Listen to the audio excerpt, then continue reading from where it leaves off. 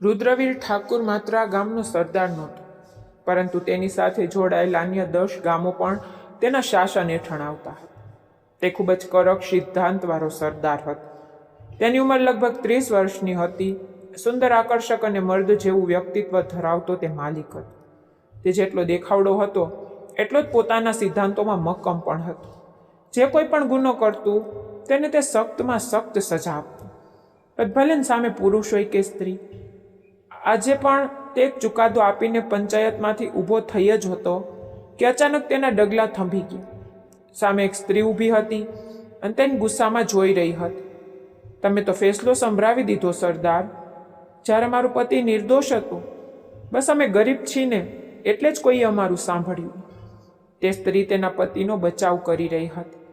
કદાચ તેની મજબૂરી હતી, કારણ કે ગામડાની અભણ સ્ત્રીઓ અવારનવાર તેમના પતિઓ પર જ નિર્ભર રહેતી હોય છે, ભલે તેમને ખબર હોય કે તેમના પતિ ખોટા છે. તે સ્ત્રીના પતિએ પણ દારૂ પીને પડોશમાં ઝઘડો કર્યો હતો અને દંડો મારીને તેના પાડોશીનું માથું ફોડી નાખ્યું, જેના કારણે તે ગંભીર રીતે ઘાયલ થયો. અહીં અમીર અને ગરીબ વચ્ચે કોઈ ભેદભાવ નથી. કાયદો દરેક માટે સરખો છે. રુદ્રવીરે કપાળ પર કરટલી પાડીને કહ્યું, સારું, તો તમને લાગે છે કે તમે જે કર્યું તે બરાબર છે. હું તે સમયની રાહ જોઈશ જ્યારે મોટી હવેલીનો કોઈ માણસ ગુનો કરશે અને તે પણ અમારી જેમ આ પંચાયતમાં ઊભો હશે. ત્યારે તમે તેને શું સજા આપશો, હું જોઈશ. તે સ્ત્રીનો ચહેરો ચાદરથી ઢંકાયેલો હતો, પરંતુ તેની આંખોમાંથી વહેતા આંસુ રુદ્રવીર ઠાકુરને પોતાના હૃદય પર પડતા હોય તેવા લાગ્યા. તે તેના દુઃખને સમજી શકતો હતો. રુદ્રવીરે તેના પતિને એવી સજા આપી હતી કે જ્યાં સુધી તેનો પાડોશી સાજો ન થાય ત્યાં સુધી તેના ઈલાજનો તમામ ખર્ચ તેને પોતે જ ઉઠાવવો પડશે. આ પછી તે મૌન રહીને પોતાની ગાડી તરફ આગળ વધી ગયો. તેની ગાડીની આગળ પાછળ સુરક્ષાની ગાડીઓ પણ રવાના થઈ ગઈ. રુદ્રવીર ઠાકુરે હવે પોતાની મોટી હવેલી તરફ જઈ રહ્યો હતો. બીજી તરફ તેના પર, ચાંદની પર, આજે પહેલીવાર ચોરીનો આરોપ લાગ્યો હતો અને તેને ક્યારેય વિચાર્યું પણ નહોતું કે જીવનમાં તેને આવો દિવસ જોવો પડશે. જૂઠું બોલે છે આ છોકરી અમ્માજી, આ જ ચોર છે. આણે જ તમારો 9 લખો હાર ચોર્યો છે. હું તો કહું છું કે આની ચામડી ઉતારી નાખો, ત્યારે જ પોતે જ બધું સત્ય બોલશે. સુનંદાજીએ કડક ગુસ્સામાં ચાંદની સામે જોયું, જે સતત રડી રહી હતી અને હવે તો તેના મોઢામાંથી શબ્દો પણ નીકળી રહ્યા નહોતા. ચાંદની, બતાવ મને, ક્યાં છે અમારો હાર? અમાજી પણ આજે થોડી કડકાઈથી બોલી રહ્યા હતા. આ વખતે તો ચાંદનીને ડુસકા ભરવા લાગી. તેની સામે હંમેશા આવું જ થતું હતું. ખૂબ રડવા અને ડરના કારણે તેનો અવાજ ગળામાં જ ઘૂંટાઈ જતો હતો. આજકાલથી નહીં, પણ બાળપણથી તેની સાથે થઈ રહ્યું હતું. તેનો બાપ પણ તેની મા પર જુલ્મ કરતો હતો. ત્યારે ચાંદની ચૂપચાપ આ બધું જોયા કરતી અને પોતાના મોઢા પર હાથ રાખી લેતી, જેથી તેની ચીસો બહાર ન નીકળે. પરંતુ તે જ આદત અને તે જ ડર હવે તેની યુવાનીમાં એક પ્રકારની બીમારી બની ગઈ હતી. તે હવે ડર અને રડવાને કારણે બોલી શકતી નહોતી. તેનો અવાજ ગળામાં જ અટકી જતો હતો. ચાંદની, અમે કંઈક પૂછી રહ્યા છીએ. અમાજીનો અવાજ આ વખતે વધુ કડક અને ઊંચો થયો. તે માથું પણ હલાવી શકી. બિલકુલ પથ્થર બનીને ઊભી રહી ગઈ. હા, તેમની ચીજથી તેના અસ્તિત્વમાં ડરનો એક ઝાટકો જરૂર લાગ્યો હતો. આ એમ નહીં માને અમ્માજી, આના રૂમની તપાસ કરવામાં આવે, આરતીએ મોઢું બગાડીને કહ્યું અને ચાંદનીને એક બાજુ ધક્કો મારીને તેના રૂમમાં ઘૂસી ગઈ. તેને તેનો નાનો સ્ટોરરૂમ જેવો રૂમ વ્યસ્ત કરી નાખ્યો. પછી પલંગ નીચેથી એક શોપિંગ બેગ કાઢી બધાની સામે ખોલી દીધી. તેમાંથી અમ્માજીનો 9 લખો હાર નીકળ્યો. ચાંદનીની આંખો તે હાર જોઈને આશ્ચર્યથી ફાટી રહી ગઈ. તે તો આ હાર પહેલી વાર જોઈ રહી હતી, તો પછી ચોરી કઈ રીતે કરી શકે? પણ ત્યાં કોણ હતું જે તેની વાત પર વિશ્વાસ કરે? જોઈ લીધું ને, મોટી ચાંદની કરતી ફરતી હતી. આની નજર તમારી મિલકત અને તમારા ઘરેણાં પર હતી. આજે આ હાર ચોર્યો છે, કાલે ખબર નહીં બીજું શું. આરતી મહેણા મારતા બોલી, અમને તારી પાસેથી આવી આશા નહોતી ચાંદની. અમાજી ભીના અવાજે બોલી. અરે અમ્માજી, આટલી નરમાશ ન બતાવો. આ ગરીબોને જ્યારે પણ મોકો મળે છે ત્યારે તેઓ પોતાની ઓકાત બતાવી જ દે છે. એટલે જ આવા લોકોને સખ્ત સજા મળવી જોઈએ. તે નિર્દયતાથી બોલી. જા આરતી, અંદરથી ચીપિયો લઈ આવ અને તેને ગરમ કરીને લાવ અને હાથ પર લગાવો, જેથી આ બીજી વાર ચોરી ન કરે. આરતીએ તરત જ સુનંદાજીની વાત પર માથું હલાવ્યું અને રસોડા તરફ ચાલી ગઈ. ચાંદનીના રૂવાણા ઊભા થઈ ગયા. તેને મદદ માટે અમ્માજીની સામે જોયું. સુનંદા, શું કરી રહી છે? પાગલ થઈ ગઈ છે તું? આ બાળકીના હાથ બાળી નાખીશ? અમ્માજી નરમ દિલના સ્ત્રી હતા, તેથી તેઓ ચાંદનીના પક્ષમાં બોલ્યા. અમ્માજી, શુક્ર કરો કે માત્ર હાથ બાળી રહી છું, બાકી ચોરી કરનારની સજા તો હાથ કાપી નાખવાની હોય છે. તે બેરહેમીથી બોલી. એટલામાં આરતી ગરમ ચીપિયો લઈને આવી ગઈ હતી. ચાંદનીએ પોતાના બંને હાથ પાછળ કરી લીધા અને પોતાને બચાવવાનો પ્રયત્ન કરવા લાગી, પરંતુ તે બંને બહેનો પથ્થરદિલ બનીને તેને પકડીને તેની બંને હથેળીઓ ગરમ ચીપિયાથી ડામી દીધી. તે સતત રડી રહી હતી, પણ તેનો અવાજ હવે નીકળવાનો બંધ થઈ ગયો હતો. અમ્માજી તેને આમ રડતી અને કકડતી જોઈને અંદરથી ધ્રુજી ઉઠ્યા હતા. ભગવાનનો ડર રાખો સુનંદા, તે બાળકી છે, તેના પર આટલો જુલ્મ ના કરો. ભગવાનના કહેરથી ડરો. સંધ્યાજીએ પણ તેમને રોકવા ઈચ્છ્યા, પણ તેમણે સાંભળ્યું નહીં. ડરવાનું તો આણે જોઈએ ભાભી, જેણે ચોરી કરી છે. અમને કઈ વાતનો ડર? જો બીજી વાર કંઈ ચોરી કર્યું તો યાદ રાખજે, આનાથી પણ ખરાબ હાલત કરીશ, સુનંદાજીએ નિર્દયતાથી કહ્યું. તેમણે તે માસૂમ છોકરીને ધક્કો માર્યો અને પોતાની બહેનને લઈને અંદર ચાલી ગઈ. અમ્માજી દુઃખી હૃદયે તેની પાસે બેસી ગઈ. જ્યારે સંધ્યાજીએ આંસુ લૂછ્યા અને ચાંદનીના પથ્થર જેવા શરીરને પોતાની સાથે વળગાડી લીધું. આજે તેમને તે બાળકી પર ખૂબ દયા આવી રહી હતી અને પોતાની દેરાણી તથા તેની બહેન પર ખૂબ ગુસ્સો પણ. પરંતુ જીવનમાં તેમણે ક્યારેય કંઈ કહ્યું નહોતું. આજ સુધી ક્યારેય પોતાના હક માટે પણ બોલ્યા નહોતા, તો બીજા કોઈ માટે શું બોલશે? અમ્માજીએ ચાંદનીના હાથોને દર્દથી જોયા. ભગવાને તેને ખૂબ જ સુંદર બનાવી હતી, એટલી સુંદર કે સ્પર્શ કરવાથી પણ મેલી થઈ જાય. ઊભી થા ચાંદની, તેઓ પ્રેમથી બોલી. તે ખૂબ જ મુશ્કેલીથી ઊભી થઈ અને તેમને અંદર રૂમમાં લઈ ગઈ.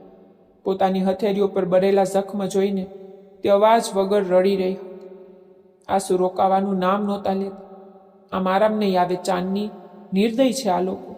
ભગવાન આ બંને બહેનોને જરૂર પૂછશે. તેઓ દુઃખ સાથે બોલતા નોકરાણીને બોલાવા લાગ્યા. અમ્માજી, હવે શું કરશો? સંધ્યાજી ચિંતિત થઈ ગયા. આને હોસ્પિટલ લઈ જવી પડશે સંધ્યા, નહીં તો ફોલા પડી જશે. તેઓ ચિંતા અને દર્દથી બોલ્યા. ગાડી કાઢવામાં આવી અને ચાંદનીને હોસ્પિટલ લઈ જવામાં આવી. તેની બંને હથેળીઓ પર પાટાપિંડી કરવામાં આવી અને તેને પાછી હવેલીએ લાવવામાં આવી. હવે તું આરામ કર ચાંદની, જ્યાં સુધી હાથ સાજા ન થાય ત્યાં સુધી બહાર ન આવતી. તેઓ તેને સમજાવીને રૂમની બહાર નીકળી ગઈ. જ્યારે ચાંદની ત્યાં જ ઊભી રહીને ઊંચી દિવાલોને જોતી રહી, જેની અંદર રહેનારાઓના દિલ ખૂબ જ નાના હતા. આ બધું આજકાલથી નહોતું થઈ રહ્યું. છેલ્લા 2 મહિનાથી તેના પર આવા જુલ્મના પહાડો તોડવામાં આવી રહ્યા હતા. ચાંદની અમ્માજીના દૂરના ઓળખીતાની દીકરી હતી. તેના બાપે તેની મા પર જુલ્મની તમામ હદો વટાવીને તેને તલાક આપીને ઘરેથી કાઢી મૂકી હતી. સરિતાજીના, ચાંદનીની માં, ભાઈઓએ તેમના પર દયા ખાઈને તેમને પોતાના ઘરે રાખ્યા હતા, પરંતુ ત્યાં પણ તેમની ભાભીઓએ તેમને ચેનથી રહેવા ન દીધા. કોઈ પણ તેમનું સાચું હમદર્દ નહોતું. તે બસ ભગવાન પાસે એ જ આશા રાખીને બેઠી હતી કે તેની દીકરીને કોઈ સુરક્ષિત આશરો મળી જાય. તેની દીકરીની ઉંમર પણ ખૂબ ઓછી હતી, માત્ર 19 વર્ષ. માસૂમ અને બીકણ ચાંદની, અને આ બધું તેને તેના મા બાપ પાસેથી જ મળ્યું હતું. સંતાનોનો સારો ઉછેર કરવો એ મા બાપની ફરજ હોય છે, પરંતુ જ્યારે બાપ જુલ્મ કરે અને મા ચૂપચાપ સહન કરતી રહે, ત્યારે બાળકો માનસિક રીતે નબળા પડી જાય છે. તેઓ લોકોનો સામનો તે રીતે નથી કરી શકતા જે રીતે કરવો જોઈએ, અને પછી દરેક સમયે કોઈને કોઈ સહારેની શોધમાં રહે છે. ચાંદનીની માને મરીને હજુ 2 મહિના થયા હતા. અમ્માજી તે પહેલાં પણ તેની માને 2 વાર મળી ચૂક્યા હતા. તેમને તે ખૂબ જ ગમી હતી. તેમની દીકરી ચાંદની તો અમ્માજીને ખૂબ જ પસંદ આવી ગઈ હતી. એમ જ વાતો વાતોમાં તેમના મોઢામાંથી નીકળી ગયું કે ચાંદનીને મને આપી દો, અને સરિતાજી તો તે જ ક્ષણે માની ગયા. અમ્માજીને આશ્ચર્ય થયું કે કેવી માં છે જે તરત જ માની ગઈ. પરંતુ જ્યારે સરિતાજીએ પોતાની આપવીતી તેમને સંભળાવી ત્યારે અમ્માજી ખૂબ જ દુઃખી થયા. તેમણે ત્યાં સુધી કહી દીધું કે જો ક્યારેય તેમને કંઈ થઈ જાય તો તેમની દીકરીને અમ્માજીના હવાલે કરી દેવામાં આવે. તેમને પોતાના ભાઈઓ પર બિલકુલ વિશ્વાસ નહોતો. બંને ભાઈઓ પોતપોતાની પત્નીઓના ગુલામ હતા. એવામાં તેમના ગયા પછી તેમની દીકરીને કોણ સંભાળશે, આ ચિંતા તેમને ખાઈ જતી હતી. તેમને ટીબીની બીમારી થઈ હતી, જે હવે છેલ્લા સ્ટેજ પર હતી. તેમને પોતાના જીવનની આશા પણ હવે ખત્મ થઈ ગઈ હતી. પછી એક દિવસ તેઓ રાત્રે એવા સૂતા કે સવારે જાગી જ ન શક્યા. માત્ર એક દીકરી હતી જે માના જીવવાની શોક મનાવી રહી હતી. બાકી કોઈની આંખમાં એક આંસુ પણ નહોતું. તેનો બાપ પણ તેની માના મરવા પર આવ્યો નહોતો. તે જ દિવસથી તેને બાપના સંબંધ પ્રત્યે સખ્ત નફરત થઈ ગઈ હતી. તે જ પળોમાં અમ્માજીએ સરિતાના ભાઈઓ પાસે ચાંદનીની માંગણી કરી. પહેલાં તો તેઓ નહોતા માન્યા, પણ પછી તેમની પત્નીઓના સમજાવવાથી રાજી થઈ ગયા અને ચાંદનીને અમ્માજીના હવાલે કરી દીધી. ચાંદનીને લાગ્યું કે અમ્માજીના ખોળામાં આવીને તે સુરક્ષિત થઈ ગઈ છે. પણ આ 2 મહિનામાં તેને સમજાઈ ગયું હતું કે માત્ર અમ્માજીએ જ તેને અપનાવી છે, તેમના ઘરવાળાઓએ નહીં. અને સમયાંતરે આ હવેલીના લોકો તેને આ અહેસાસ પણ કરાવી દેતા હતા. અને આજે તો હદ જ થઈ ગઈ હતી. તેના બંને હાથ ખરાબ રીતે બાળી દેવામાં આવ્યા હતા. તેનું રડવું, તેના આંસુ કોઈએ જોયા નહોતા. તે ડૂસકું ભરીને ફરી રડી પડી. સુરત ઠાકુરને 2 દીકરા હતા, અનંત ઠાકુર અને વિજય ઠાકુર. મોટા દીકરા અનંત ઠાકુરના લગ્ન પ્રિયા સાથે થયા હતા. તેમનો એક જ દીકરો હતો રુદ્રવીર ઠાકુર. પરંતુ દીકરાના જન્મ પછી જ પ્રિયા દુનિયા છોડીને ચાલી ગઈ. અમ્માજીએ રુદ્રવીર ખાતર અનંત ઠાકુરના બીજા લગ્ન સંધ્યાજી સાથે કરાવ્યા, જે રુદ્રવીર માટે એક સારી માં સાબિત થઈ. ભગવાને સંધ્યાજીને કોઈ સંતાન ન આપ્યું, પણ તેઓ રુદ્રવીરને જ પોતાનો દીકરો માનતા હતા. બીજી તરફ વિજય ઠાકુરના લગ્ન તેમની પસંદગીની છોકરી સુનંદા સાથે થયા હતા. તેમનો પણ એક જ દીકરો હતો, મયંક ઠાકુર. આરતી સુનંદાજીની નાની બહેન હતી, જે તેમની સાથે જ હવેલીમાં રહેતી હતી, કારણ કે તેમના મા બાપનું અવસાન થઈ ચૂક્યું હતું અને તેના માટે કોઈ બીજું ઠેકાણું નહોતું. સુનંદાનો દીકરો મયંક બિલકુલ તેની મા જેવો જ હતો અને આરતી પણ સ્વભાવમાં તેની બહેન જેવી જ હતી. વિજય ઠાકુર અને તેમના આખા પરિવારની નજર આ મોટી હવેલીની સાથે સાથે આખી મિલકત પર ટકેલી હતી અને ખાસ કરીને રુદ્રવીર ઠાકુરની સરદારી પર. તે અનંત ઠાકુરનો મોટો દીકરો હતો, એટલે તેને સરદારી મળી હતી, જે વિજય ઠાકુર અને તેમના દીકરા મયંક ઠાકુરને બિલકુલ સહન થતું નહોતું. તેઓ સરદારી મેળવવા માટે કોઈ પણ હદ સુધી જઈ શકતા હતા. જેવો રુદ્રવીર ઠાકુર હવેલીમાં દાખલ થયો, તેના પર ફૂલોનો વરસાદ થવા લાગ્યો. તે લગભગ 3 મહિના પછી હવેલી પરત આવ્યો હતો. તેનું મોટા ભાગનું રહેઠાણ તેના ફાર્મ હાઉસ અથવા તેના ડેરા પર રહેતું હતું. તે મોટી હવેલી ખૂબ જ ઓછી વાર આવતું. જ્યારે ક્યારેક માનો બોલાવો હોય અથવા ખાસ કરીને અમ્માજીનો, તો તે એક પળની પણ વાર કર્યા વિના હવેલી પહોંચી જતો હતો. આજે પણ તે અમ્માજીના કહેવાથી જ આવ્યો હતો અને હંમેશની જેમ તેનું સ્વાગત ફૂલોના વરસાદથી થયું. તેને જોતા જ નેશનલ હંમેશની જેમ આરતી પર એક અજીબસી મદહોશી છવાઈ જતી હતી. તે તેને ખૂબ પસંદ કરતી હતી. જ્યારે રુદ્રવીરનું હવેલી આવવાનું ઓછું થતું હતું અને જ્યારે પણ તે આવતો ત્યારે આરતી તેની આગળ પાછળ ફરતી રહેતી હતી. આજે પણ તેની એ જ હાલત હતી. તે બધાને મળ્યા પછી અમ્માજીના રૂમમાં ગઈ. તેને જોતા જ અમ્માજીના ચહેરા પર ખુશી ફેલાઈ. તે હંમેશની જેમ તેમના બંને હાથ પકડીને ઝડપથી તેમના પગે નમી ગયો અને આશીર્વાદ લીધા. અમ્માજીએ તેને ઉઠાવીને પોતાની છાતીએ લગાવી દીધો. તેમની આંખોમાંથી આંસુ વહી નીકળી. ખૂબ જુલ્મી છો તું રુદ્ર. જરાય ખ્યાલ નથી કે તમારી અમ્માજી તમારા વગર કેવી રીતે જીવી રહી છે. જ્યાં સુધી તેડું ન આવે, શું રુદ્રવીર પોતાની અમ્માજી પાસે આવું પોતાનું અપમાન સમજે છે? તે દુઃખભર્યા લહેકામાં ફરિયાદ કરી રહી હતી. એવી કોઈ વાત નથી અમ્માજી. તમે જાણો છો ને કે રુદ્રવીરનો જીવ તમારા પર કુરબાન છે. તે તેમની વાતો પર તરપી ઉઠ્યો હતો. બીજા માટે સખ્ત પથ્થરદિલનો સરદાર પોતાની અમ્માજી અને મા માટે ખૂબ નરમ દિલ રાખતો હતો. તે ઘણી વાર સુધી તેમની પાસે બેસીને તેમની સાથે વાતો કરતો રહ્યો. અમ્માજીને તેની સાથે એક જરૂરી વાત કરવી હતી. તે ચાંદની વિશે તેને જણાવવા માંગતી હતી. હજી તે વાત શરૂ જ કરવા જતી હતી કે રુદ્રવીરના ફોન પર કોલ આવ્યો. તે કોલ એટેન્ડ કરતો દરવાજા તરફ વધ્યો જ હતો કે ત્યાં જ બહારથી આવતું એક નરમ અસ્તિત્વ તેની સાથે ખરાબ રીતે ટકરાઈ. રુદ્રવીરે તરત જ આગળ વધીને એક હાથ તેની કમર પર રાખ્યો અને તેને પડતા બચાવી લીધી. તે પાછળની તરફ નમી ગઈ અને રુદ્રવીરે તેને પૂરી રીતે પોતાની બાહોમાં પકડી લીધી હતી. જાણે વખત એક પળ માટે થંભી ગયો. બંને બસ એકબીજાને જોતા રહી ગયા. આગલી જ પળે ચાંદની સરવરી તો રુદ્રવીરે એકદમ પાછળ હટી ગયો. તે પણ એકદમ સીધી ઊભી રહી ગઈ અને નજર ઝુકાવી લીધી. જ્યારે રુદ્રવીરે પ્રશ્નાર્થ નજરે અમ્માજી સામે જોયું. બેટા, આ ચાંદની છે. અમ્માજીએ ખૂબ મોહબ્બતથી તેનું નામ લીધું તો તે ખામોશ થઈ ગઈ. શું થઈ ગયું છે દીદી?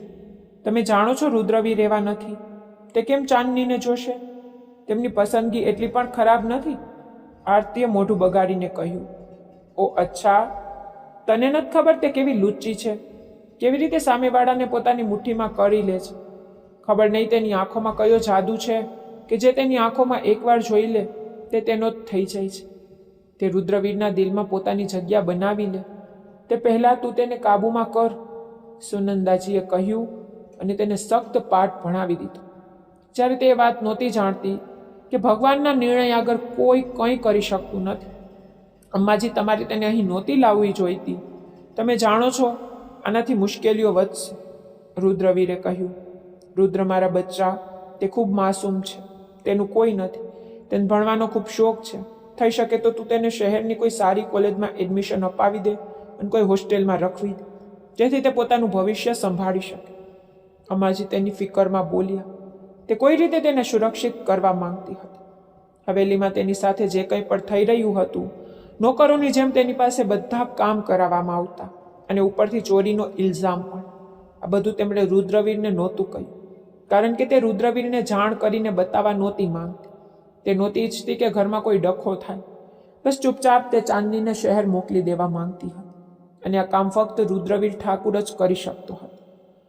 શહેરમાં હોસ્ટેલમાં રહેવું પણ પૂરી રીતે સુરક્ષિત નથી હોતું અમ્માજી. ત્યાંનું વાતાવરણ પણ જોવું પડશે. ખેર, ચાલો હું કંઈક કરું છું, તમે ફિકર ન કરો. તેણે તેમને સાંત્વના આપી પોતાના રૂમ તરફ વધી ગયો. આજે તેને હવેલી આવ્યા 3 દિવસ થઈ ચૂક્યા અને હવે તે અહીંથી જવા માંગતો હતો. પરંતુ તે પહેલા અમ્માજીએ ચાંદનીની જવાબદારી તેના માથે નાખી દીધી હતી. તે પોતાના રૂમમાં આવ્યો, મોબાઈલને એક બાજુ ચાર્જિંગમાં લગાવ્યો અને પોતે કબાટમાંથી પોતાનું ઢીલું ટ્રાઉઝર અને શર્ટ લઈને બાથરૂમમાં જતો રહ્યો. એકવાર કહેલી વાત તો તને સમજ નથી આવતી? જા, આ કોફી સરદારજીને આપી આવ. આરતીએ કોફીનો મગ તેના હાથમાં પકડાવતા કહ્યું તો ચાંદની ખરાબ રીતે ગભરાઈ ગઈ. તમે કોઈ બીજા સાથે મોકલી દો, ચાંદની ડરતા ડરતા બોલી. તું જ જઈશ, સાંભળ્યું? તે તેના પર તાડુકી. ચાંદની મજબૂરીમાં ધ્રુજતા હાથે કોફીનો મગ પકડી રઘરું રુદ્રવીરના રૂમ તરફ વધી. દરવાજા પર દસ્તક આપીને તે ત્યાં જ ઊભી રહી ગઈ. તેનું દિલ જોરથી ધબકી રહ્યું હતું. તેણે રુદ્રવીરને ફક્ત એક વાર જોયો હતો, જ્યારે અમ્માજીના રૂમમાં તેની સાથે ટકરાઈ હતી. પહેલી જ નજરમાં તે તેના રૂઆબ અને સખ્ત ચહેરાથી ડરી ગઈ હતી, એટલે જ તેનાથી દૂર રહેવા લાગી હતી. હવે આરતી તેને તે માણસના રૂમમાં મોકલી રહી હતી. તે ડરે નહીં તો વળી શું કરે? ધ્રુજતા ધ્રુજતા તેણે પલટીને આરતી તરફ જોયું, જાણે નજરો જ નજરોમાં તેને વિનંતી કરી રહી હોય કે તે અંદર નહીં જાય. પણ આરતીએ તેની આંખોથી સખ્ત ઇશારો કર્યો. અંદર જા, નહીતર. તેની ખામોશ ધમકી સમજીને ચાંદની ડરતા ડરતા રૂમમાં દાખલ થઈ ગઈ. જેવી તે અંદર ગઈ, આરતીએ મોકો જોઈને બહારથી દરવાજો બંધ કરી દીધો. હવે આવશે મજા. જ્યારે રુદ્રવીરને તેની આ હરકતની ખબર પડશે તો તે તેને પોતે જ કેરેક્ટરલેસ સમજીને ઘરમાંથી કાઢી મૂકશે. ઇલ્ઝામ લાગશે તો રુદ્રવીર ઠાકુર તો સાપની જેમ બચી જશે, પણ ફસાશે તો આજ. આરતી મનોમન બધી ચાલ વિચારી સમજીને ચૂપચાપ ત્યાંથી નીકળી ગઈ. બીજી બાજુ ચાંદની રૂમમાં એક બાજુ ઊભી ધ્રુજી રહી હતી. સરદાર રુદ્રવીર ઠાકુરનો ડર જ તેના માટે પૂરતો હતો. તેને કોફીનો મગ એક બાજુ રાખ્યો અને બહાર જવા માટે વળી ત્યાં જ રુદ્રવીર બાથરૂમમાંથી બહાર આવ્યો. રોકાઈ જા, તેનો સખ્ત અવાજ સાંભળતા જ ચાંદનીનો બાકી રહેલો હોશ પણ ઉડી ગયો. ધ્રુજતા ધ્રુજતા તેને પલટીને રુદ્રવીર ઠાકુર તરફ જોયું. જી, કેમ આવી છો મારા રૂમમાં? તે કપાળ પર કરટલી પાડીને પૂછી રહ્યો હતો. એ કોફી, તેને ટેબલ પર રાખેલા મગ તરફ ઇશારો કર્યો. પણ મેં તો કોઈ કોફી નથી મંગાવી. તેની વાત સાંભળતા જ ચાંદનીની બચેલી હિંમત પર તૂટી ગઈ. હું પાછી લઈ જાઉં? તે જલ્દીથી ગભરાતા બોલી. એક સેકન્ડ, તો અહીં કયા મકસદથી આવી છે? સાફ સાફ કે મને. રુદ્રવીર ઠાકુરના અવાજમાં હવે ગુસ્સો સાફ દેખાતો હતો. સાચું કહું છું, હું તો બસ આ કોફી. અહીં આવ, તે તેને પોતાની પાસે બોલાવી રહ્યો હતો. જ્યારે ચાંદનીની આંખોમાં હવે આંસુ ભરાવા લાગ્યા. સાંભળ્યું નહીં તે તેના ન આવવા પર જોરથી તાડુક્યું. તો ચાંદની ખરાબ રીતે ડરી ગઈ અને રોબોટની જેમ ચાલતી તેની પાસે આવી ગઈ. પી આ કોફી. ના જાણે કેમ રુદ્રવીર તેની આ રીતે પરીક્ષા લઈ રહ્યો. હું નથી પીતી, આ કડવી હોય છે, તે ડરતા ડરતા બોલી. સાંભળ્યું નહીં શું કહ્યું મેં? પિયાને. તેના દબાયેલા પણ સખ્ત અંદાજમાં ચીલાવા પર તે રડમસ થઈને તેને જોવા લાગી. પી, તે ફરીથી સખ્ત લેકામાં બોલ્યો. તો ચાંદનીએ ઝટ દઈને કોફીનો મગ ઉઠાવી લીધો. હવે જ્યારે તે તેના રૂમમાં આવી જ ગઈ હતી તો તેની વાત ન માનવાની હિંમત ક્યાંથી લાવતી? પણ કરવી કોફી પીવાની હિંમત પણ તેની અંદર નહોતી. તે ધ્રુજતી આંખો બંધ કરીને ઊભી હતી, જાણે આંખો બંધ કરવાથી બધું ગાયબ થઈ જશે. જાતે પીસ કે પછી હું મોઢું ખોલીને પીવડાવું? તેની ધમકી પર ચાંદનીએ નાક બંધ કર્યું અને એક જ શ્વાસે આખી કોફી પોતાના ગળામાં ઉતારી દીધી. આટલી કરવી વસ્તુ તેણે આજ સુધી પીધી નહોતી. તે પિતા જ તેનું દિલ ગભરાવા લાગ્યું. તેને પોતાના ગળા પર હાથ રાખ્યો. જબરદસ્તી ગળવાને કારણે તેના ગાલ ખતરનાક હદ સુધી લાલ થઈ ગયા હતા. આંખોમાં ઢગલો આંસુ આવી ગયા હતા અને હવે તેને ખરાબ રીતે ઉલટીઓ થવા લાગી. તે ત્યાં જ ઉલટી કરી દે તે પહેલાં તેને તરત મોઢા પર હાથ રાખ્યો અને બાથરૂમ તરફ ભાગી. જ્યારે રુદ્રવીર તેને જોતો રહી ગયો. જ્યારે તે પાછી આવી ત્યારે ખરાબ રીતે રડી રહી હતી. રડવાનું બંધ કર, તે સખ્ત અવાજમાં બોલ્યો. ચાંદની ડરતા ડરતા દરવાજા તરફ ભાગી. પણ આ શું? દરવાજો તો બંધ હતો. એકવાર, બે વાર તેને વારંવાર લોક ખોલવાની કોશિશ કરી, પણ તે ના ખુલ્યો. તમે ખોલો દરવાજો, કેમ લોક કર્યો છે? ત્યાં વખતે રડતા રુદ્રવીરને બોલી. રુદ્રવીર તેની વાત પર પોતે પણ ચોંકી ગયો અને દરવાજા તરફ આવ્યો. સાચે જ દરવાજો લોક હતો. આ કોને લોક કર્યો? તે એકદમ પરેશાન થઈ ઉઠ્યો. બીજી બાજુ ચાંદની હવે સાચે જ બાળકોની જેમ ચોધારા આંસુએ રડી રહી હતી. ચૂપ થઈ જા તું, બંધ કર આંસુ વહાવાનું, મને કંઈક વિચારવા દે. તે કપાળ મસળતા વિચારવા લાગ્યો. તમે મને જાણી જોઈને અહીં લોક કરી, જેથી તમે મારા કેરેક્ટર પર. Will you shut up please? તેની વાત સાંભળતા જ રુદ્રવીર એકદમ દંગ રહી ગયો. ગુસ્સો એકદમ ઉભરાઈ આવ્યો. તે તેને આવો માણસ સમજી રહી હતી જ્યારે તેની શરાફતનું ઉદાહરણ આખું ગામ આપતું હતું અને આ છોકરી તેની ઇજ્જત પર આંગળી ઉઠાવી રહી હતી. દરવાજો ખોલો પ્લીઝ, નહીંતર હું બૂમો પાડીશ. તે તેને બાળકોની જેમ ધમકાવી રહી હતી. રુદ્રવીરે તરત આગળ વધીને તેના મોઢા પર હાથ રાખી દીધો અને તેને દિવાલ સાથે જડી દીધી. તેના આમ નજીક આવવાથી ચાંદની ખરાબ રીતે ગભરાઈ ઉઠી. જ્યારે તેને આ રીતે જોરથી દિવાલ પર લગાવવાથી તેની કમરમાં હળવી પીડા ઉપડી. હવે જો તારો જરાય પણ અવાજ નીકળ્યો ને તો તારી એવી હાલત કરીશ કે. ત્યાં જ અચાનક દરવાજો ખુલ્યો અને ઘરના કેટલાય લોકો રૂમમાં દાખલ થઈ ગયા. અંદરનું દ્રશ્ય જોઈને બધા દંગ રહી ગયા. સામે રુદ્રવીર ઊભો હતો, ચાંદનીની અત્યંત નજીક, તેના મોઢા પર હાથ રાખી. રુદ્રવીર તરત પાછળ હટી ગયો, પણ ચાંદનીનો શ્વાસ જાણે તેની છાતીમાં અટકી ગયો હતો. તે ઈચ્છવા છતાં પણ ઠીકથી શ્વાસ નહોતી લઈ શકતી. તેના શ્વાસ વારંવાર ઉખડી રહ્યા હતા. રુદ્ર બેટા, બધું શું થઈ રહ્યું છે? અમ્માજીએ મોટી હેરાનીથી પૂછ્યું. અમ્માજી, એવું કંઈ નથી, તમે ખોટું સમજી રહ્યા છો. તે ખરાબ રીતે ગભરાઈ ગયો હતો, કારણ કે તે વખતે તે જે હાલતમાં ઊભો હતો તે સાચે જ ખોટું લાગતું હતું. રુદ્ર, આ છોકરી તમારા રૂમમાં? અમ્માજીએ અધૂરી વાતમાં જ સવાલ છોડી દીધો. ચાંદની રડતી રડતી અમ્માજીને વળગી પડી. અમને તમારી પાસે આ ઉમેદ નહોતી, અમ્માજીએ દુઃખી દિલથી કહ્યું. અમ્માજી, જેવું તમે વિચારી રહ્યા છો એવું કંઈ જ નથી.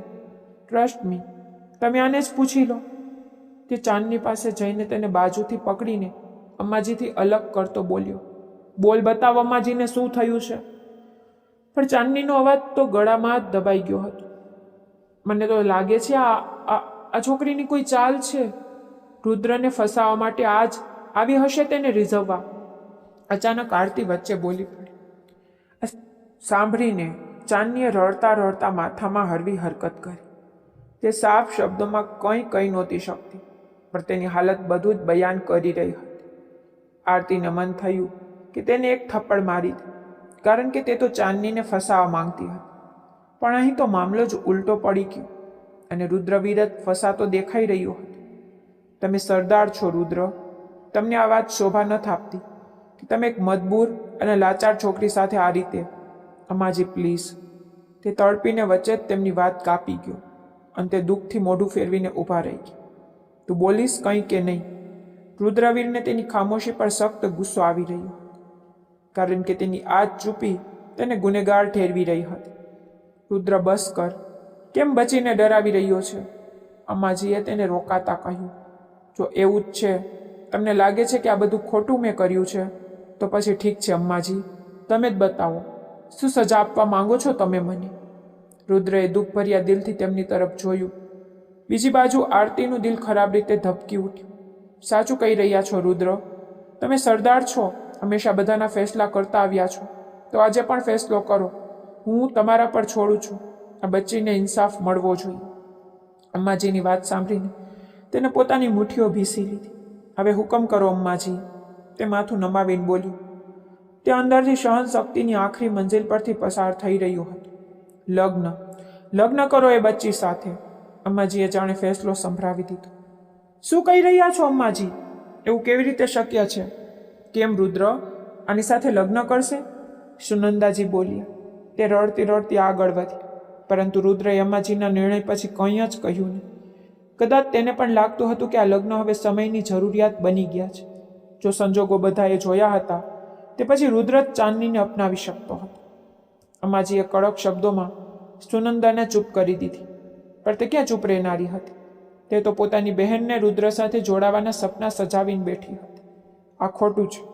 તમે જાણો છો આ છોકરીની હેસિયત શું છે? શું આ રુદ્રને લાયક છે? એની ઓકાત છે કે રુદ્રની દુલ્હન બને?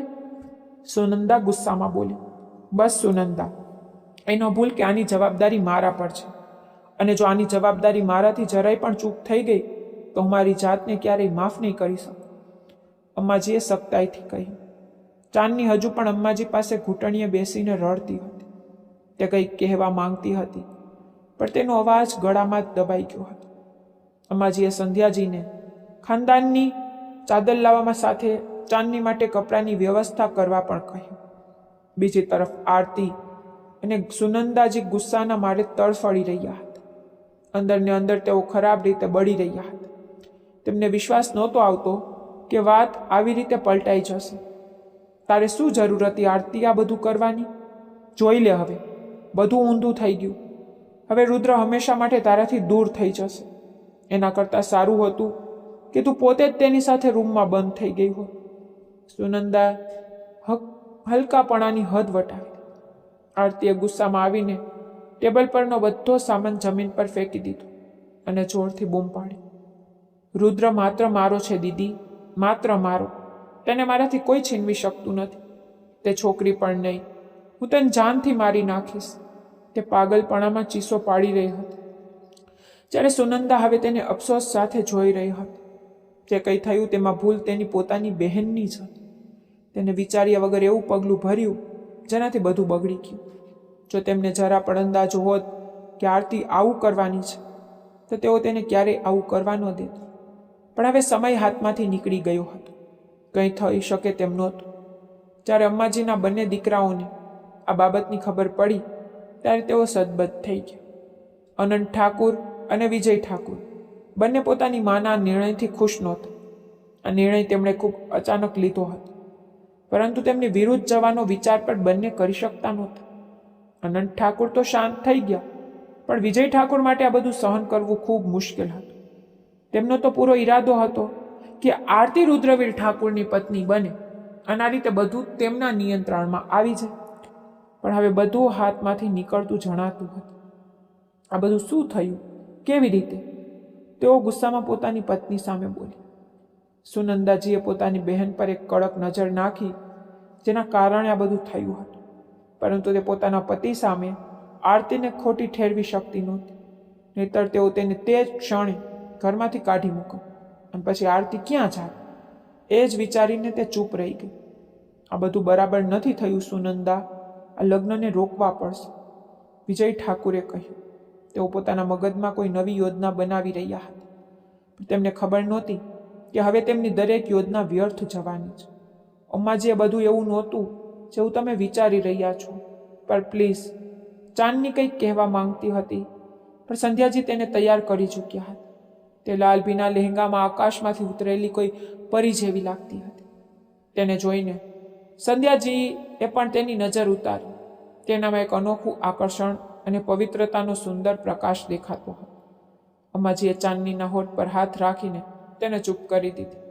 ચૂપ થઈ જા ચાંદની, જે થઈ રહ્યું છે તેને થવા દે. એક તો મારી દિલની ઈચ્છા હતી જે કદાચ આવી રીતે પૂરી થવાની હતી. તેઓ હળવા સ્મિત સાથે બોલી. ચાંદની પણ ચૂપ થઈ ગઈ. ત્યારે જ વિજય ઠાકુર પરવાનગી લઈને રૂમમાં આવી. ચાંદનીએ પોતાની જાતને થોડું વધુ ઢાંકી દીધી. તે ડરીને બેઠી હતી. અમ્માજી, કંઈ ખોટું કહું તો માફ કરજો, પણ મારે તમારી સાથે એક જરૂરી વાત કરવી છે, વિજય ઠાકુર બોલ્યું. હા બોલો વિજય. અમ્માજીએ તેમની તરફ પ્રશ્નાર્થ નજરે જોયું. ખરેખર મારો ઈરાદો હતો કે આરતી અને રુદ્રવીરના લગ્ન થાય, અને અમારા દિલની ઈચ્છા પણ છે. તમે તમારા નિર્ણય પર ફરી એકવાર વિચાર કરી લો. આરતી આ ઘરમાં નાનપણથી મોટી થઈ છે, ઘરની દીકરી છે, તો તે રીતે તેનો પહેલો હક રુદ્ર પર બને છે. અને આ છોકરીનું તો ના ખાનદાનની ખબર છે, ના ઘર બારની. અને તમે આને રુદ્ર સાથે... વિજય વાત પૂરી થઈ ગઈ કે બીજું કંઈક કહેવું છે? અમ્માજીએ સખ્તાઈથી તેમની વાત કાપી નાખી. અમ્માજી થોડા કડક શબ્દોમાં બોલ્યા, તો તેઓ એકદમ અધવચ્ચે જ ચૂપ થઈ ગયા. આ છોકરીની ઓળખ મારાથી અને લગ્ન પછી રુદ્રથી થશે. બાકી રહી વાત આરતીની, તો ભગવાન તેના નસીબ સારા કરે. તેઓ વાત પૂરી કરીને ઊભા થયા તો વિજય ઠાકુર પોતાનો ગુસ્સો સહન કરતા ત્યાંથી બહાર નીકળી ગયા. થોડી વારમાં સંધ્યાજી રૂમમાં આવ્યા કે અમ્માજી, પંડિતજી દુલ્હનને બોલાવે છે, જલ્દી કરો. અમ્માજીએ ચાંદની તરફ વળીને ખૂબ પ્રેમથી તેના માથા પર પલ્લું સરખું કર્યું અને તેને લઈને સંધ્યાજી અને અમ્માજી બહાર મંડપમાં આવી, જ્યાં રુદ્રવીર ઠાકુર પહેલેથી જ બેઠો હતો. મંડપ સજાવેલો હતો અને પંડિતજી મંત્રો વાંચીને લગ્નની વિધિ પૂરી કરી રહ્યા હતા. વરરાજા બનેલો રુદ્રવીર ઠાકુર શાંત અને ગંભીર બેઠો હતો.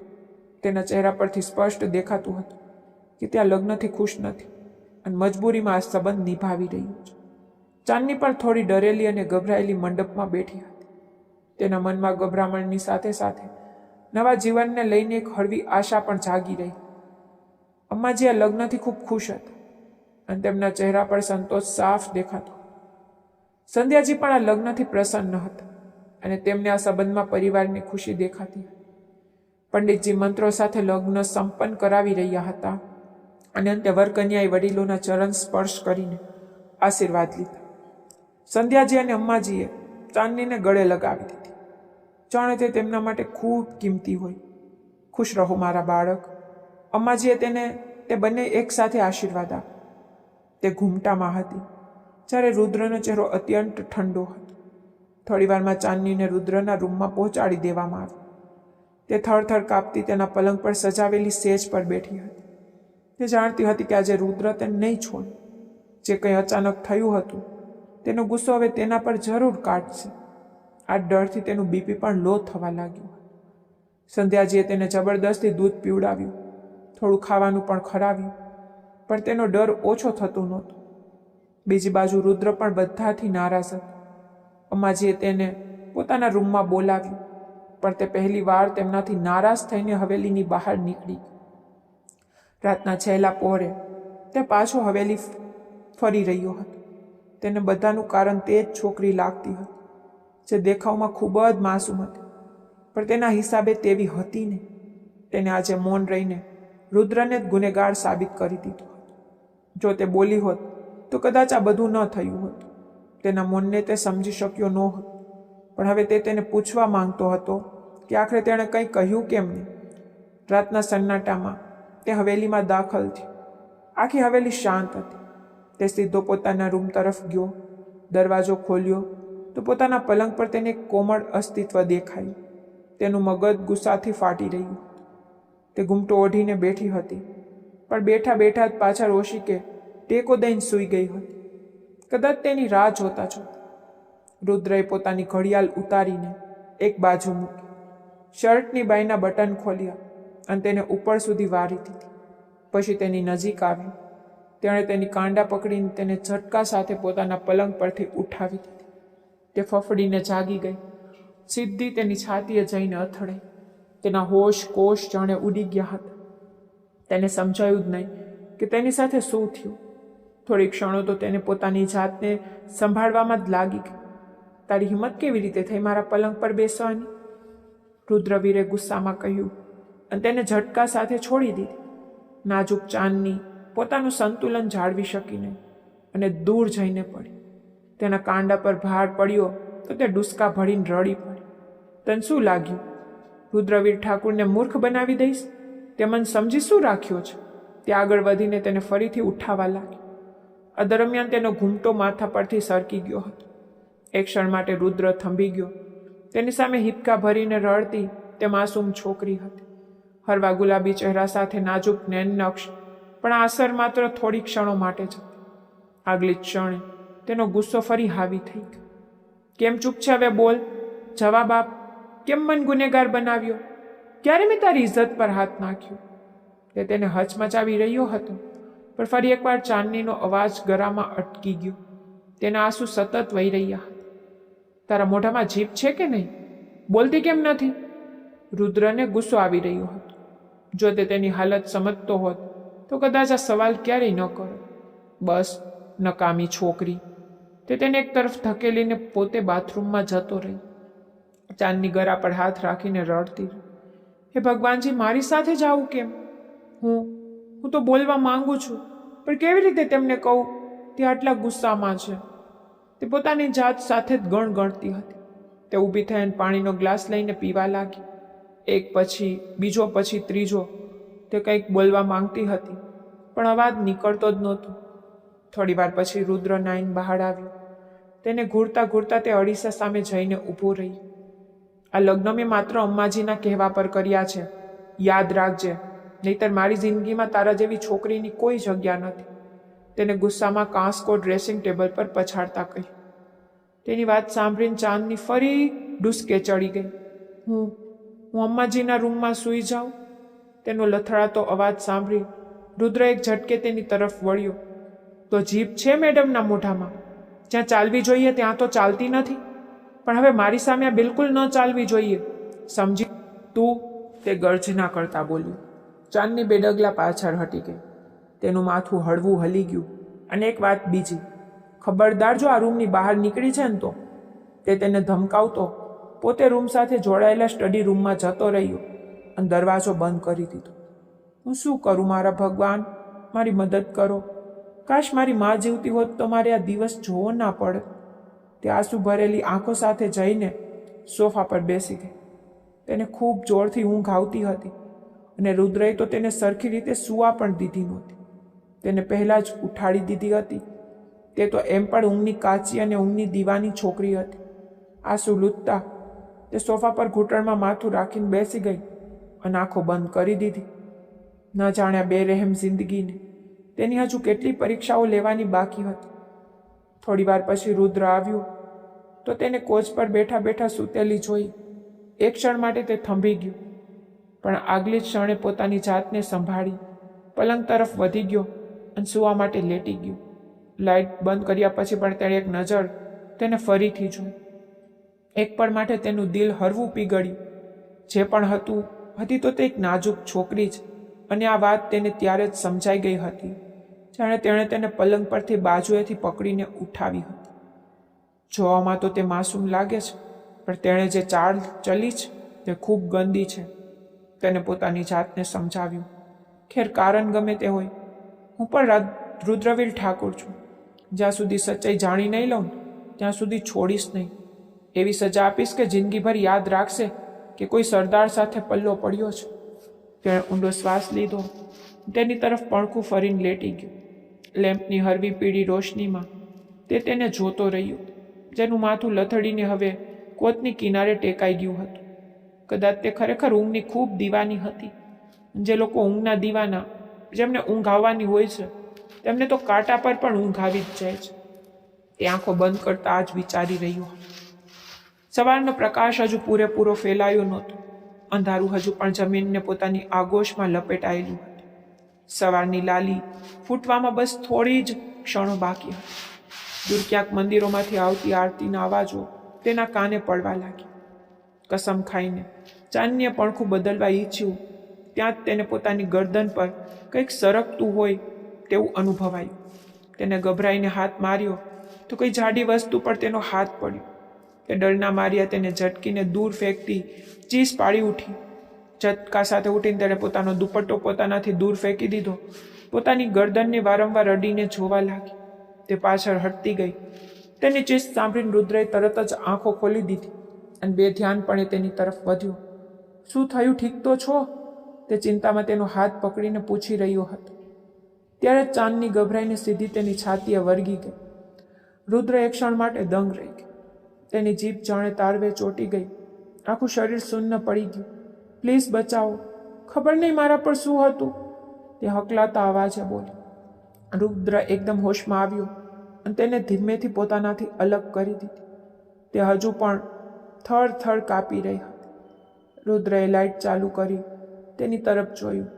દુપટ્ટા વગરનું તેનું નાજુક રૂપ જોઈને તે એક ક્ષણ માટે પોતાના ધબકારા સંભળાવતો રહી ગઈ. બીજી તરફ ચાંદની હજુ પણ પોતાના કપડાં ખંખેરી રહી હતી. જાણે તેને હજુ પણ એવો જ અહેસાસ થઈ રહ્યો હોય કે કોઈ વસ્તુ તેના પર સરકી રહી છે. તે રાત્રે કપડાં બદલ્યા નહીં? જાણે કયા અહેસાસ હેઠળ તે તેને પૂછતો ધીમે ધીમે તેની નજીક આવ્યો તો તે એકદમ ઠીટકીને અટકી ગઈ. તમારાથી ડર લાગતો હતો, તે પોતાનું સાચું કારણ જણાવી ગઈ. ત્યારે ડર ના લાગ્યો જ્યારે બધા મારા પર આક્ષેપ લગાવી રહ્યા હતા. તારા કારણે હું મારી અમ્માજીની નજરમાં પડી ગયો, તે કટાક્ષ ભર્યા લહેજામાં બોલ્યો. ના, એવું નથી, તેણે જલ્દીથી તેને ટોક્યું. અચ્છા, તો પત કેવું છે? તે ફરીથી ગુસ્સામાં બોલ્યો. તો ચાંદની ડરીને બે ડગલા પાછળ હટી ગઈ. તે તેના સવાલોનો જવાબ આપવા માંગતી હતી. કદાચ આપી પણ દે, કારણ કે અત્યારે તેણે હિંમત કરીને વાત કરી હતી. પરંતુ તેના ગુસ્સાવાળા ચહેરા અને લાલ થતી આંખો જોઈને તેનો ડર ફરીથી તેના પર હાવી થવા લાગ્યો. બોલતી કેમ નથી? સત્ય કેમ નહોતું જણાવ્યું તે સમયે? તે સખ્તાઈથી બોલી. પહેલાં તમે નજર નીચી કરો, તે ગભરાતા બોલી. વોટ? મગજ ક્યાંક મૂકીને તો ન થાવી? તે મજાક ઉડાવતા બોલી. તમારી આ લાલ આંખો જોઈને મને ડર લાગે છે. તમે નજર હટાવી લો તો હું કંઈક બોલી શકીશ, તે ધીમેથી બોલી. આજે તો સારી એવી જીભ ચાલી રહી છે તારી. કાશ આ જીભ પહેલાં ચાલી હોત તો આજે મારે તારી સાથે લગ્ન ના કરવા પડે, તે ગુસ્સો દબાવતા બોલ્યો. શું તમે મને તલાક આપી દેશો? તે ડરતા ડરતા માથું નમાવીને પૂછી રહી હતી. તેની આંખોમાં આંસુ હતા, ડર અને આશાની મિશ્રિત લાગણી. રુદ્રવીર ઠાકુરની એક ક્ષણ માટે ઈચ્છા થઈ કે કહી દે હા, પણ ના જાણે કેમ તે આ વાત કહી શક્યો નહીં. તે એ છોકરીની આંખોમાં બળતી આશાની જ્યોતને બુઝાતી જોઈ શકતો નહોતો. ત્યારે દરવાજા પર દસ્તક થઈ અને બંને ચોંકી ગયા. લેડીઝ ડ્રેસ કબોર્ડમાં છે, જા જલ્દી પહેરી લે, તે તેનાથી હટીને દરવાજા તરફ વધ્યું. બહાર નોકરાણી માથું નમાવીને ઊભી હતી. તમને અને ચાંદની મેડમને અમ્માજી પોતાના રૂમમાં બોલાવી રહ્યા છે. ઠીક છે, કહી દે, હમણાં આવીએ છીએ. રુદ્રએ જવાબ આપીને દરવાજો બંધ કર્યો અને પોતે ડ્રેસિંગ ટેબલ સામે ઊભા રહીને વારમાં કાસ્કો ફેરવવા લાગ્યા. થોડી વાર પછી બંને અમ્માજી સામે બેઠા હતા. અમ્માજી તેમને ધ્યાનથી જોઈ રહ્યા હતા. બંને એકદમ શાંત હતા. રુદ્ર બેટા, કોઈ શીખવા ફરિયાદ હોય તો કહી દે મને, તે તેમના સન્નાટાને જોઈને બોલી. હવે આ વાતનો કોઈ મતલબ નથી અમ્માજી, જે થવાનું હતું તે થઈ ગયું, રુદ્રએ સહનશીલતા સાથે કહ્યું. પોતાની અમ્માજી પર તેને પૂરો ભરોસો હતો, પણ તેમના આ નિર્ણયે તેને અંદરથી તોડી નાખ્યો હતો. તમે મારા પર ભરોસો ના કર્યો? આ દુઃખ મને છેલ્લા શ્વાસ સુધી રહેશે. તે માથું ઉચકી તેમની તરફ જોવા લાગ્યા. અમ્માજી પોતાની જગ્યાએથી ઉઠ્યા અને તેની પાસે આવીને તેના ખંભા પર હાથ મૂક્યો. અમ્માજીને પોતાના બાળકો પર પૂરો ભરોસો છે. જેટલો કાલે હતો એટલો જ આજે પણ છે અને હંમેશા રહેશે. જો ભરોસો હતો તો પછી તમે કાલે આટલી ઉતાવળમાં લગ્ન કેમ કરાવ્યા? તે જિંદગીમાં પહેલી વાર તેમનાથી ઊંચા અવાજે વાત કરી રહ્યો હતો. હા, માનું છું સ્વાર્થી થઈ ગઈ હતી થોડી વાર માટે. હું ઈચ્છતી હતી ચાંદની સુરક્ષિત થઈ જાય અને તેને સુરક્ષિત કરવાનો મારી પાસે આ એક જ રસ્તો હતો. મારા પર આક્ષેપ લગાવી તે તેમની વચ્ચે અધવચ્ચે વાત કાપતા બોલી. ના રુદ્ર, સંજોગો જેવા બની ગયા હતા. આજે તમારી સાથે ચાંદનીનું નામ જોડાયું તો કાલે કોઈ બીજા સાથે જોડાઈ જાય, પછી હું શું કરી લે? હું તો બસ. એનો મતલબ તમે અને આ છોકરી આ સંજોગોનો ફાયદો ઉઠાવ્યો? તે પોતાની જગ્યાએથી ઊભો થઈ ગયો. અમ્માજી ચૂપચાપ તેને જોતા રહી ગયા. તે આ હદે નારાજ થઈ જશે તેનો તેમને બિલકુલ અંદાજો નહોતો. રુદ્ર, આ બધા માટે હું તારી માફી માંગુ છું બેટા. તેમના આંસુઓથી ભીંજાયેલા અવાજ પર રુદ્રનો બધો ગુસ્સો એકદમ ફીણની જેમ બેસી ગયો. આ પહેલાં કે તે તેની સામે હાથ જોડીને માફી માંગત, રુદ્રનું દિલ ખરાબ રીતે ધબકી ઉઠ્યું. તે તેમના બંને હાથ પકડીને પોતાના હોઠે લગાવી ગઈ. આવું કરીને મને પાપનો ભાગીદાર ના બનાવો અમ્માજી. તો માફ કરી દે અમ્માજીને. તે તેનો ચહેરો પકડતા બોલી. અમ્માજી, મને મારી ઇજ્જત મારી જાનથી પણ વધારે પ્યારી છે. જે કાલે અહીં પોતાની હવેલીમાં મેં જખમી કરી દીધી છે અપનોની વચ્ચે. આટલી જલ્દી નહીં સંભાળી શકું. તમે પ્લીઝ મને થોડો સમય આપો. તે પણ આખરે માની ગયો. તો અમ્માજીએ ઊંડો શ્વાસ લઈને પોતાના જીવથી પ્યારા પૌત્રને જોઈ. તેમને રાતભર ઊંઘ આવી નહોતી. પોતાના પૌત્રનું દિલ દુભાવીને તેઓ કોઈ પણ સંજોગોમાં શાંતિ પામી રહ્યા નહોતા. હવે તેમના દિલમાં થોડી શાંતિ ઉતરતી હતી. બેટા, સંજોગો એવા હતા કે હું નહોતી ઈચ્છતી કે આ બાળકી પર આપણી હવેલીમાં બીજો કોઈ જુલ્મ સિતમ થાય. બસ તારું નામ આના નામ સાથે જોડાઈ ગયું. હવે કોઈ આની તરફ ખોટી નજરે નહીં જોવે. બાકી આ સંબંધોનો બોજ તારા પણ નહીં હોય. તું તારી મરજીથી તારી જિંદગી આગળ વધારી શકે છે. ઈચ્છે તો બીજા લગ્ન પણ કરી શકે છે. અમ્માજીએ મોટું દિલ રાખીને રુદ્રને કહ્યું, પરંતુ બસ મારી પાસે એક વચન આપ. તારી અમ્માજી રહે કે ના રહે, તું ચાંદનીની હિફાજત કરીશ તારા છેલ્લા શ્વાસ સુધી. તે પોતાના દિલની વાત કહેતા તેની પાસેથી વચન લઈ રહ્યા હતા. જ્યારે તેમની બીજા લગ્ન કરવાની પરવાનગી આપવી પાસે ઊભેલી ચાંદનીના દિલ પર વીજળી બનીને પડી હતી. પણ તે શાંત હતી. જાણતી હતી કે તે અમીર લોકો છે. તે તેમના બરાબરની ક્યાં હતી? ના તો તેમના સ્ટાન્ડર્ડની હતી. તો તે કેવી રીતે પોતાનો હક જતાવતી? પણ પોતાના આંસુઓ તો વહાવી શકતી હતી ને. પુત્ર દાદીને વચન આપી રહ્યો હતો. જ્યારે ચાંદની પોતાના આંસુ લૂછતા કડવા સ્મિત સાથે હસી પડી. નાસ્તાના ટેબલ પર ઘરના બધા લોકો હાજર હતા. રુદ્ર પણ ખુરશી ખેંચીને બેસી ગયો.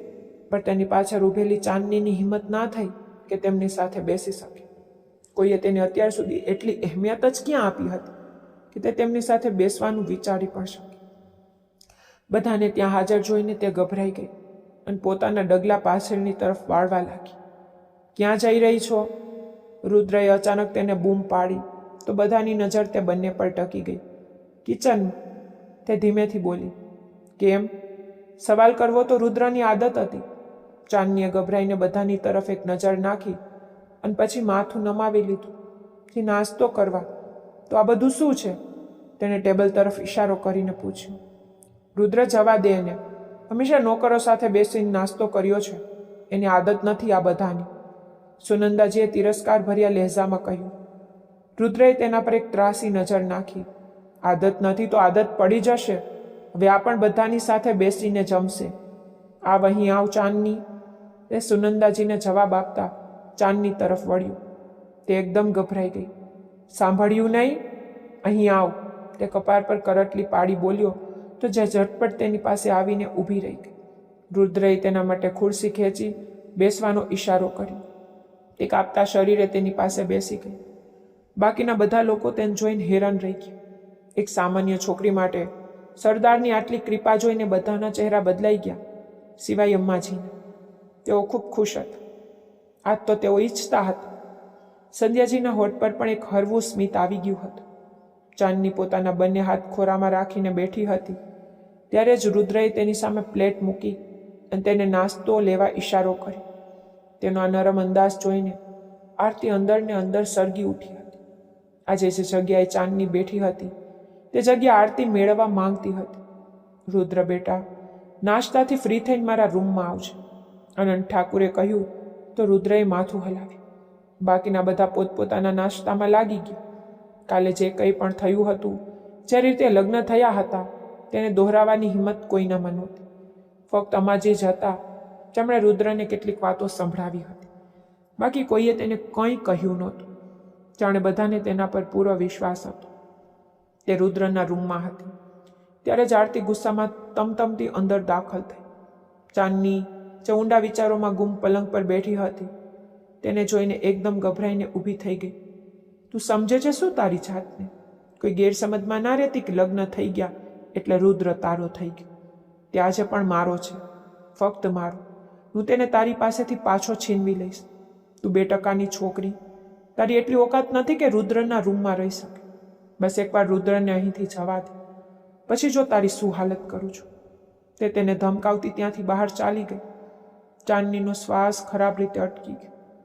તેને આરતીથી પહેલાં જ બહુ ડર લાગતો હતો. તે ફરીથી થરથર કાપવા લાગી. ત્યારે જ રુદ્ર અંદર દાખલ થયો. તેના ચહેરા પર ડર સાફ દેખાઈ રહ્યો હતો, જે જોઈને તે ચોંકી ગયો. શું થયું તે ઈચ્છીને પણ તેની સાથે સખ્ત થઈ શકતો નહોતો. ચાંદની તેનો અવાજ સાંભળીને વધુ ગભરાઈ ગઈ. ભાગીને તેની પાસે આવી ગઈ. પ્લીઝ તમે મને અહીં એકલી છોડીને ન જાઓ. જ્યાં પણ જાઓ મને તમારી સાથે લઈ જાઓ. તે તેના મજબૂત હાથોને પોતાના નાજુક હાથોમાં પકડીને ભીંજાયેલા અવાજે બોલી, મેં તારી સાથે લગ્ન તને માથા પર ચડાવવા માટે નથી કર્યું. તે નરમ પર ઠંડા લહેજામાં પોતાના હાથ છોડાવતા બોલી, જાણું છું બધું મજબૂરીમાં થયું છે, પણ તમે અમ્માજીને વચન આપ્યું છે ને કે તમે મારી હિફાજત કરશો, તો પછી તમે મને અહીં એકલી કેવી રીતે છોડી શકો? તેને આમ સતત બોલતી જોઈ રુદ્ર હેપતાઈ ગયો. અહીં કયો ખતરો છે તને? તે કટાક્ષ કરતા બોલી, જેના પર તે એકદમ ચૂપ થઈ ગઈ. તમે પ્લીઝ મને તમારી સાથે લઈ જાઓ. હું સાચે વચન આપું છું, તમને હેરાન નહીં કરું. તમારા બધા કામ પણ કરીશ, તમારી નજર સામે પણ નહીં આવું. બસ જ્યાં તમે કહેશો, જ્યાં તમે રહેશો, મને પણ ત્યાં થોડી જ જગ્યા આપી દેજો. તેની વાતો સાંભળીને રુદ્ર અંદરને અંદર હસી રહ્યો હતો. પણ હું તો બીજા લગ્ન વિશે વિચારી રહ્યો છું અને બીજી પત્નીને જ મારી સાથે રાખીશ. શું તું મારી સાથે મારી પત્નીને પણ સહન કરી લઈશ? તે જાણે તેને પરખી રહ્યો હતો. ચાંદનીએ તેની વાત સાંભળી. એક ક્ષણ માટે તેની આંખોમાં દર્દ ઉભર્યું, પણ પછી તેને હળવું સ્મિત લાવીને કહ્યું, હું તમારી નોકરાણી બનીને રહી લઈશ. તમારી અને તમારી પત્નીની સેવા પણ કરી લઈશ, પણ બસ મને અહીં ના છોડ. તે વારંવાર એક જ વાત દોહરાવી રહી હતી. તેને હજુ સુધી તે દિવસ યાદ હતો જ્યારે તેના પર ચોરીનો આક્ષેપ લગાવીને તેના બંને હાથ ખરાબ રીતે બારી દેવામાં આવ્યા હતા. જખમ તો ભરાઈ ગયા હતા, પણ નિશાન હજુ બાકી હતા. ઇન્ટરેસ્ટિંગ, પણ મને કબાબમાં હડ્ડી બિલકુલ પસંદ નથી. તે કહેતા ડ્રેસિંગ રૂમ તરફ વધી ગયો.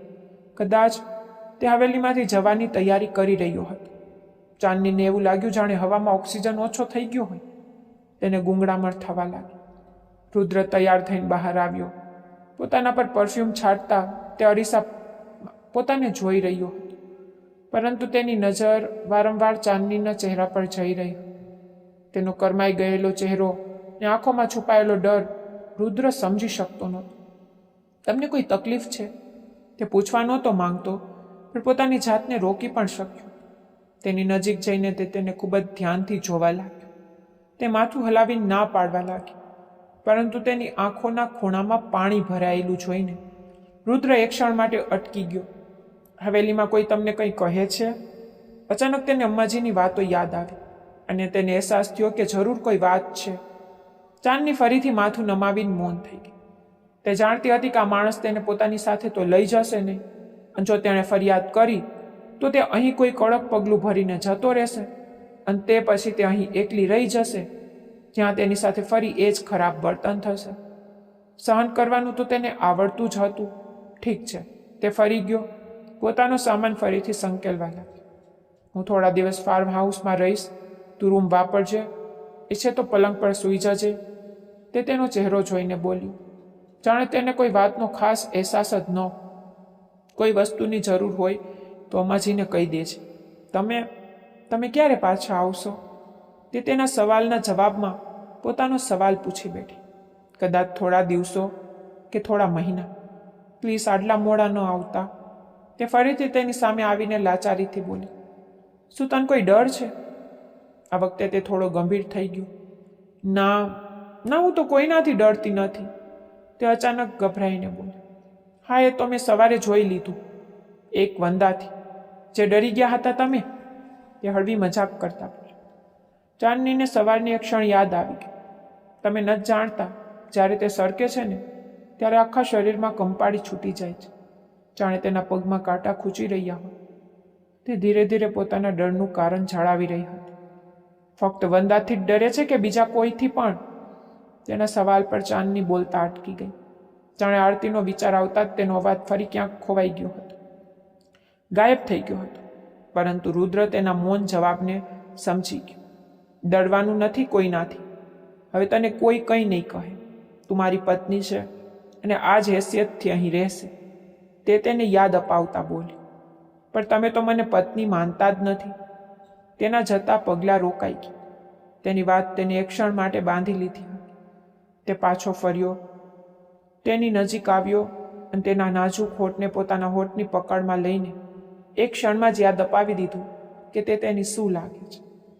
તેના હોઠને લાલ કરી તે પાછળ હટ્યો હતો. ચાંદની તો પથ્થર બનીને આંખોની કીકીઓ ફેલાવી તેને જોતી રહી ગઈ. ત્યાં જ રુદ્ર તેની અત્યંત નજીક આવ્યો.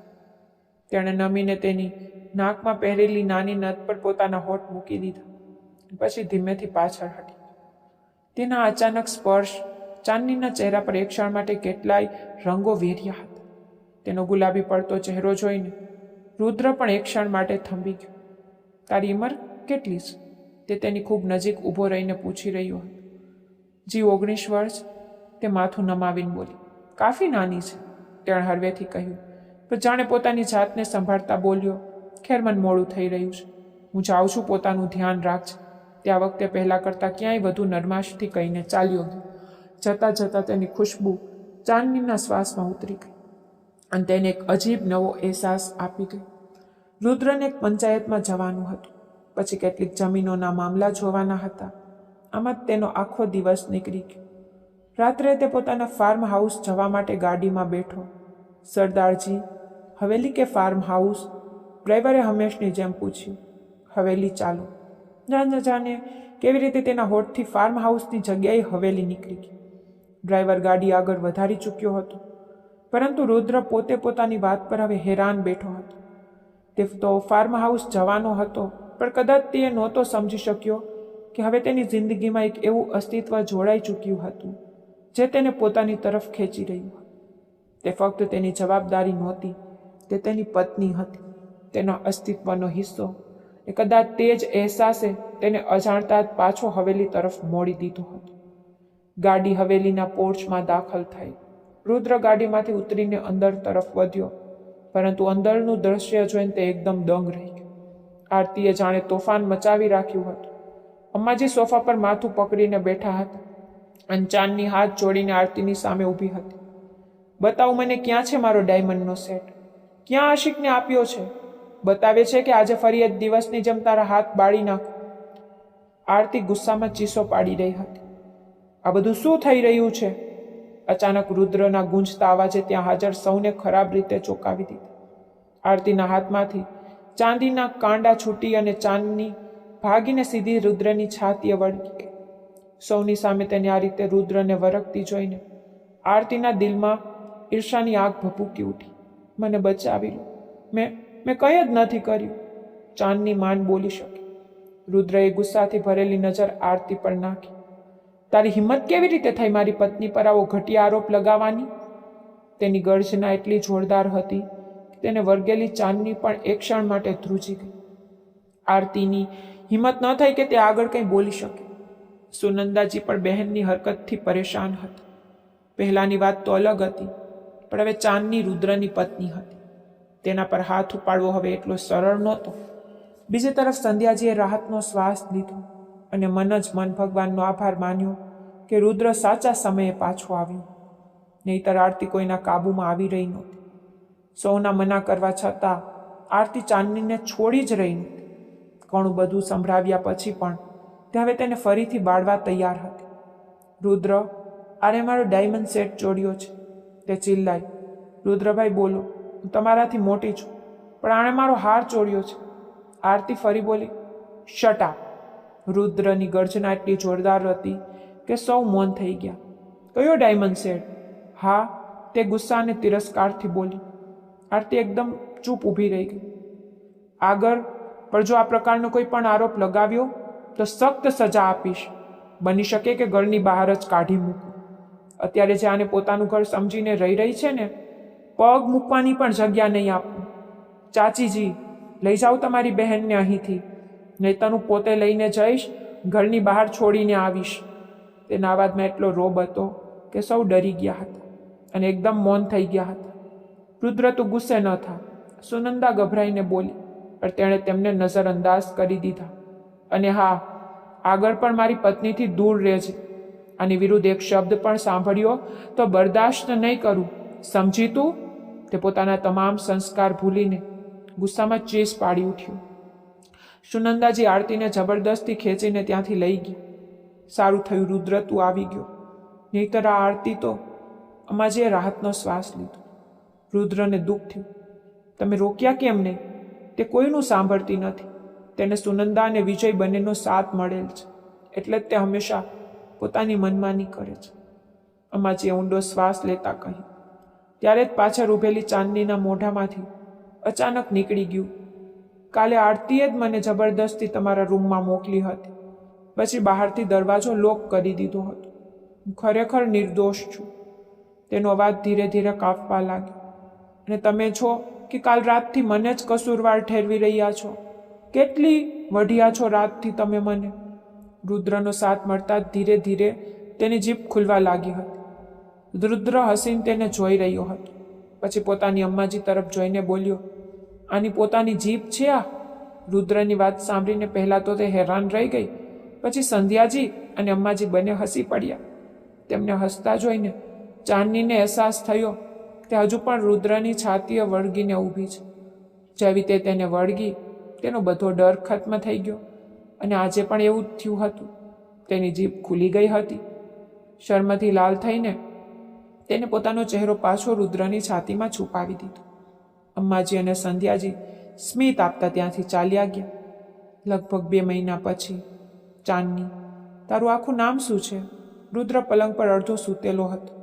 તેનું માથું પોતાની છાતી પર રાખીને તેને પૂછી રહ્યો હતો.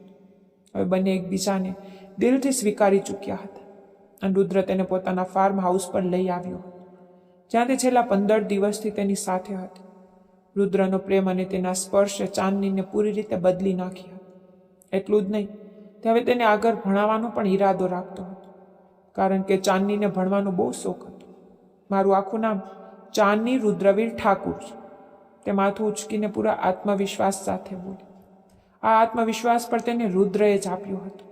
નહીતર જે રીતે તે ડરેલી સહેમેલી રહેતી, ફરી આટલી મજબૂતીથી જીવી શકવું તેના માટે સરળ નહોતું. તેને રુદ્ર જેવો હમસફર મળ્યો તે માટે તે રોજ ભગવાનનો આભાર માનતી હતી. મને તારું નામ ખૂબ જ વાલું લાગે છે, રુદ્રએ સ્મિત કરતા કહ્યું. અને હું? તે હળવેથી શરમાઈ. એ પણ હવે કેવું પડશે? તે તેનું માથું ઓશિકા પર રાખતા તેની તરફ નમ્યું. ના, હવે સમજાઈ ગયું. તે હસતા હસતા તેની છાતી પર હળવેથી હાથ રાખતા બોલી.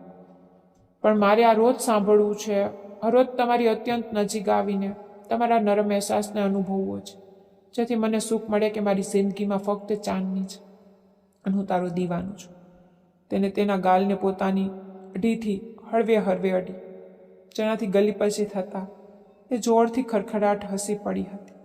તેના હસતા ખિલખિલાટ ગુલાબી હોઠોને રુદ્રએ એક ક્ષણમાં જ પોતાના દાંતોમાં દબાવીને તેને હસીને બ્રેક લગાવી દીધી. અને ચાંદની જાણતી હતી હવે જ્યારે તેણે મન બનાવી લીધું છે તો તે બિલકુલ પણ નહીં રોકાય. અને ચાંદની ક્યાં તેને રોકવા માંગતી હતી? તે પોતે તેની બાહોમાં પીગળવા માટે પોતાની જાતને તૈયાર કરી ચૂકી હતી. તે ખૂબ જ શિદ્દત અને જૂનૂની અંદાજમાં તેના નરમ નાજુક અસ્તિત્વમાં સમાતો. અને ચાંદનીએ ખૂબ જ મદબોશ અંદાજમાં આંખો બંધ કરીને રુદ્રએ આપેલા સુખને અનુભવ્યું હતું. હોઠોનો ખૂણો કચડતા તે પોતાની જાતને એક અલગ જ દુનિયામાં અનુભવી રહી હતી. એક અજીબ નશો થતો હતો રુદ્રની નજીક આવવા પર, જે ચાંદનીની નસે નસમાં સમાઈ જતો હતો. ને રુદ્ર પણ તેના માખણ જેવા અસ્તિત્વથી ઊંડાઈઓમાં સફર કરતા પોતાની જાતને રોકી શકતો નહોતો. તે તેના માટે શ્વાસથી પણ વધુ જરૂરી બની ચૂકી હતી. ઓક્સિજનની જેમ તેની જિંદગીમાં મહત્વ રાખવા લાગી હતી. રુદ્ર પોતે પણ સમજી શક્યો નહોતો કે તે ક્યારે તેનો દીવાનો બની ગયો. કદાચ પહેલી જ રાત્રે. અને હવે તો ચાંદનીમાં પણ ઘણો બદલાવ આવી ચૂક્યો હતો. તે હવે ડરીને સંકોચાઈ જનારી છોકરી રહી નહોતી, પણ હિંમતથી વાત કરવા લાગી હતી. રુદ્રએ તેને પોતાના પ્રેમના રંગમાં પૂરી રીતે રંગી દીધી. બંનેને આ રીતે આગળ વધતા જોઈને અમ્માજીની ખુશી પણ બમણી થઈ ગઈ હતી. તે હર વખત ઉઠતા બેસતા તેમની ખુશીઓની દુઆઓ કરતી રહેતી, અને આ રીતે વડીલોના આશીર્વાદની છાયામાં હવે તેમની જિંદગીમાં પ્રેમની રોશની સાચે જ ભરાઈ ગઈ હતી.